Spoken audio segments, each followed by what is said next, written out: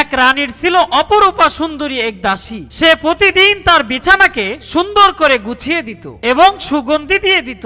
দাসী একদিন মনে মনে ভাবলো, এত নরম আর তুলতুলে বিছানা একবার শুয়ে দেখি কেমন লাগে। সে খুব ক্লান্ত থাকার কারণে ঘরের ঠান্ডা বাতাসে ঘুমিয়ে পড়লো। সে বিছানায় শোয়ার সাথে সাথেই গভীর ঘুমে আচ্ছন্ন হয়ে গেল। হঠাৎ রানী সেখানে এসে দেখলো দাসী তার বিছানায় ঘুমিয়ে আছে। এতে করে সে রাগান্বিত হয়ে দাসীকে ধরে নিয়ে চাবুক মারতে শুরু করলো। দাসী কষ্টে চিৎকার করতে লাগলো, বারবার ক্ষমা চাইতে লাগলো, কিন্তু রানীর মনে একটু মায়া হলো না। কিছুক্ষণ পর দাসী কান্না থামিয়ে হঠাৎ হাসতে শুরু করলো। রানী এবার আশ্চর্য হয়ে জিজ্ঞেস করলো, এই তুমি হাসছো কেন?